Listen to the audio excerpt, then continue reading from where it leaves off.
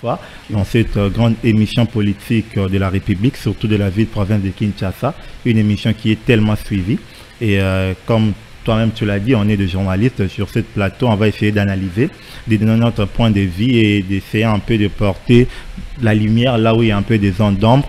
Et comme analyste, comme journaliste, analyste, on va toujours rester pragmatique, rationnel et surtout cohérente dans ce qu'on va essayer de dire aujourd'hui. Merci beaucoup. Merci. Il y a une élection en 2006.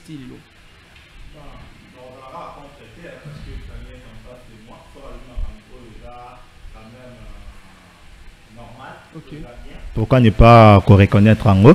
Je pense que l'exercice soit Meki Kosala et la Bissoana, c'était quand même fructueux parce qu'il a su commencer depuis 2006, nous expliquer un peu comment est-ce que les choses se sont passées. Parce que il ne faudrait pas oublier à l'époque, moi je n'étais pas là, je pense pas aussi vous étiez là aussi, en 1965, tant l'élection, ils ont voté vert. Voilà, c'était aussi des élections. Okay. Mais ils arrivent à l'élection, ils respectaient les normes, il y a des élections parce qu'il n'y avait pas de la transparence, inclusivité, ils allaient quitter. Et voilà, au Kirabo, voter Karamutumoko. Donc c'était le maréchal Mobutu qui était candidat à sa propre succession. Et après, quand on a voulu Tokota vraiment un processus démocratique de manière proprement dite, on a dit depuis 2006, la population doit choisir les gens au rediriger de manière démocratique. Qu'est-ce que j'entends par manière démocratique? Ça veut dire que par la voie de Dieu. C'est-à-dire que les gens doivent aller voter et puis pour un bateau, puis bateau,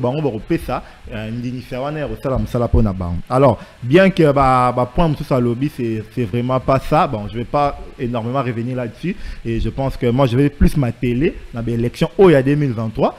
Et moi je pense qu'en 2006, je n'ai pas pu voter parce que j'avais pas l'âge de voter, mais en 2011 et puis en 2018, j'étais allé voter. Okay. Voilà, parce que j'ai aimé quand il a parlé, il y a inclusivité pour dire qu'en 2006, l'IDPS a cela qui ôté exclusion. Il est mort à boire qui participer. Pourquoi? À chaque préalable, il faut tout ça le recensement. On doit recenser la population qui est congolais et qui ne l'est pas. Mais tout le monde en 2011, recensement au bassin en 2006, c'est Salamakité. Mais en 2011, on a zone pour poser sous candidature. Oui, mais tout le monde a le fait de le mettre après ta serment dans la des choses qu'on n'avait vraiment pas aimé. Moi, je pense que c'est ça. Après, en 2011, comme Samuel a dit, c'était quand même des élections. Bon, cela n'avait pas vraiment respecté les normes électoraux. Pourquoi? Parce qu'il y a eu beaucoup de cacophonies. On a organisé que des élections sur le plan présidentiel et puis la législative nationale. Et puis les autres n'avaient pas suivi. Ça a vraiment amené beaucoup de cacophonie et tout. En 2018, là, moi je pense que on a mis bon, excusez-moi pour le terme, on a un braquage électoral. Parce que oui, les V est venu nous présenter des résultats dans forfaiture. C'est-à-dire moi, je suis dans la pompe, dans la robinet, dans le loupang. On l'a compté. Dans la foot, on va bien la facture de manière forfaitaire. C'est-à-dire que il y a régi des autres bino, montant imaginaire. C'est l'un des bons canifs. C'est-à-dire qu'il y a une chose qui un tel. C'est 7 millions de votants. 4 millions de... Mais il faudrait nous dire, parce que la Constitution, dans son article 62, dit ceci, nul n'est censé ignorer la loi. Que dit la loi? La loi électorale disait qu'on doit publier les résultats bureau de vote par bureau de vote. Et vous ne faites pas ça. Et si les lots, même la personne qui a gagné et les personnes qui n'ont pas gagné, ils sont incapables de nous dire, votant, on a place telle, on a combien de nombre de personnes. Au moins, cacophonie, mais c'est Corneille Nang. Bon, lui, il ne faudrait pas parler de lui parce que lui, c'est une erreur de la République. Aujourd'hui, c'est vraiment quelqu'un qui n'était pas préparé. C'est quoi? Il est quoi? On a bien une erreur de la République. Voilà. C'est vraiment ça. Voilà. Et pour parler maintenant de l'élection en 2023, dans autant exposer des motifs, il y a loi électorale. Parce que nous sommes des journalistes, comme tu as dit. Moi, je préférais que tout ça, le débat en deux volets. Tout ça, le débat scientifique et puis tout ça, le débat sur le plan journalistique. Sur le plan scientifique, nous devons nous atteler sur des tests.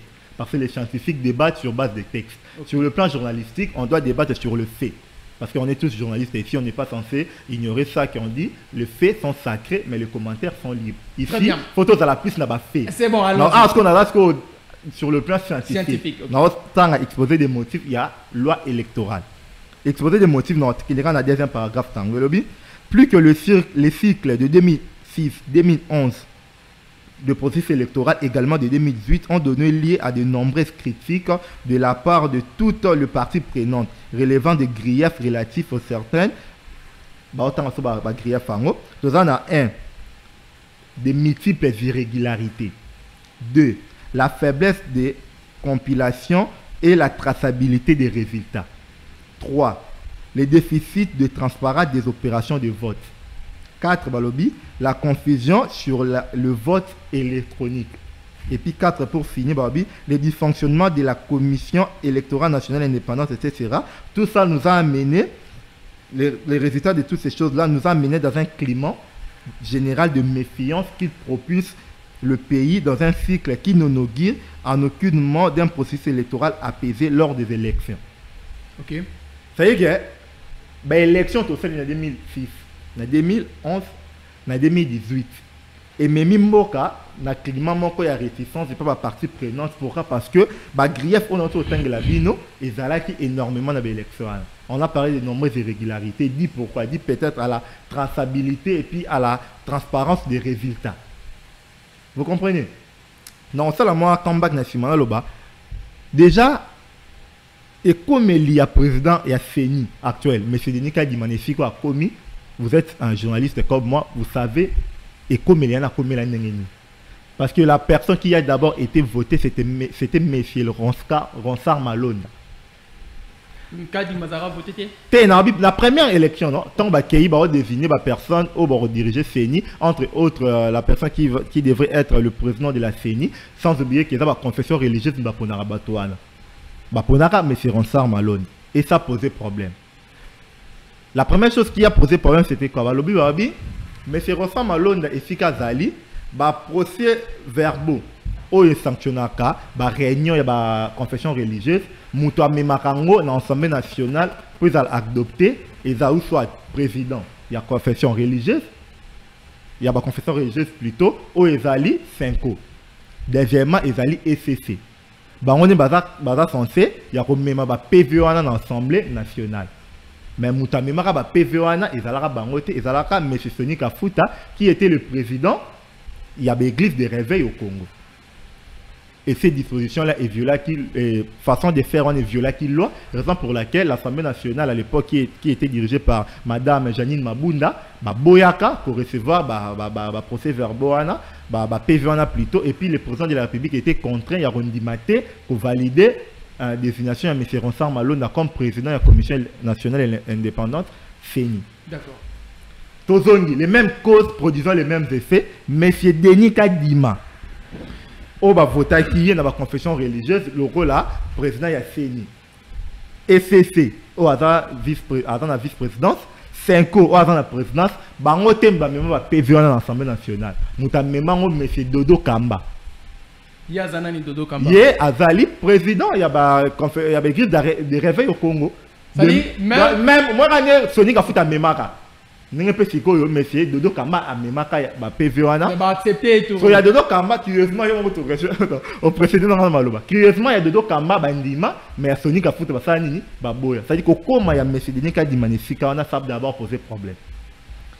Deuxièmement, le bureau de la CENI est composé na ba politique. Batou, il y a majorité, batou opposition, batou il y a société civile. Batou il y a opposition FCC et FIDE ensemble pour la République. Si les lots, bateau bazawana, ils ont bangoté ba délégat bango. Aussi monsieur le Didier Manard. OK. Il a été pour lui, il a été délégué dans compte il y a FCC. Mais monsieur Chadar qui est le secrétaire permanent il y a FCC à l'Obarage, a jamais signé papier où ils ont délégué monsieur Didier Manard à représentant na bango na bureau il y a CENI. Vous comprenez un peu ferme politique et puis la manière dont le bureau a été constitué. Ça y est vrai. Partant de là, ça a déjà posé des problèmes. Je vais vous citer. Les élections de 2006, ça a coûté à la République 370 millions de dollars pour organiser l'élection 2006. Les chiffres que mes frères n'ont pas. Je vais quand même les donner pour aider. Élection en 2011, et coûta 500 millions de dollars. Élection en 2008 et 2018 avec M. Corneille Nanga, ça nous a coûté 8007 quelques millions de dollars. Et puis les élections de M. l'espère Denis Kadima. Vous savez ça a coûté à la République combien? 1,8 milliard de dollars. Mais c'est que l'on blague avec l'argent de ces pays. 1,8 milliard. S'il te plaît, s'il te plaît, s'il te plaît, s'il te plaît. Quoi, les conseillers municipaux, quand même. Vous pouvez me laisser quand même parler. Oui, allez-y. J'ai dit ceci. Les élections au Sami, un peu plus de 60%. En tant que journaliste, moi aussi en tant que journaliste, je ne vais pas donner ça en termes de pourcentage. Mais les meilleures élections qu'on a vues dans cette république, j'espère tout valoriser l'élection en 2006 avec M. Abbé Apollinaire Maloumal. Vous comprenez?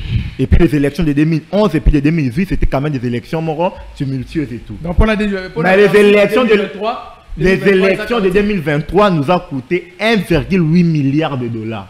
1,8 milliard de l'argent qu'on pouvait construire avec des routes, mais tout ça, on a processus électoral pour d'autres élections, il y a Motindo Tozi. On a dit que le bureau de vote... Cité par là. Après, voilà. Je donne des griefs. Peut-être les amis en face vont essayer un peu de m'expliquer. Le machine, les kits électoraux, et il y a qui déjà à Kinshasa avant le 20 décembre. Oui ou non? Je pense bien que oui.